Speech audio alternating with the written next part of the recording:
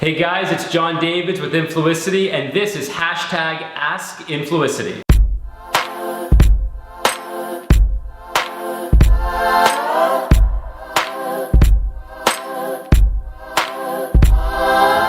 All right, we are answering your questions today. Make sure you ask your questions at hashtag Ask Influicity.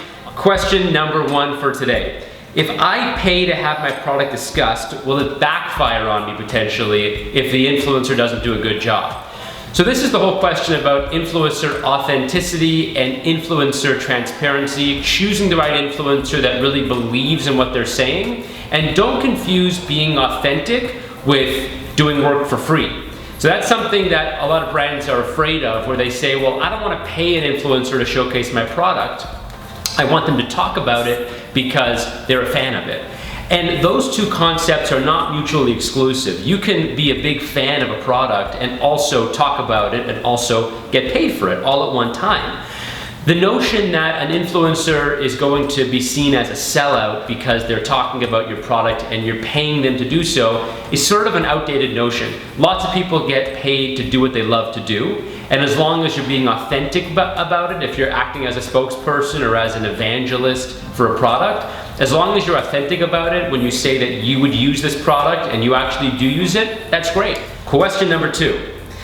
How do we work with the biggest influencers in the world? So a lot of brands are fascinated by this notion of influencer celebrities, YouTubers, Instagrammers that have hundreds of thousands or millions of subscribers, and they want to work with those guys.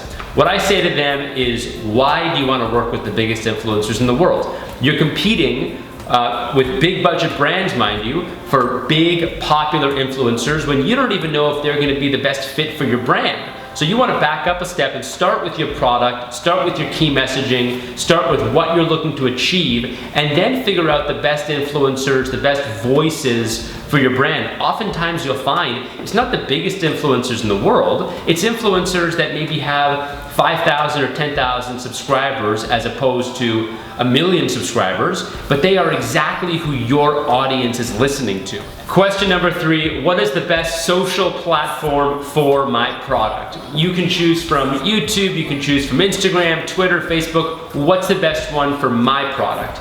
Well, that really comes down to what you're trying to say, what your key messaging is. If you can tell your brand story through a picture, by all means, that's great. If you need a video to do it, that's great too. If you can tell your story in 140 characters or less, maybe a hyperlink to somewhere else, then use Twitter. You can use a hybrid approach where you have a YouTube video that's promoted by a tweet and then there's a blog post accompanying that. So it's not so much that there's a silo where this works for this type of brand or this works for that type of brand. Certainly, I would say that if you're on YouTube, you have to have a bit of a broader story to tell. If you want to do a YouTube video, that's going to be a different creative approach than an Instagram photo. But it comes down to the campaign objectives and the KPIs, and there are lots of brands that are active on all those networks, and they're doing great work. Make sure you ask us your questions at hashtag AskInfluicity, at Influicity on Twitter, Instagram, Facebook, LinkedIn. All the links are below. And you can get me at Jonathan Davids. Ask your questions at hashtag AskInfluicity, and we'll talk to you guys next time.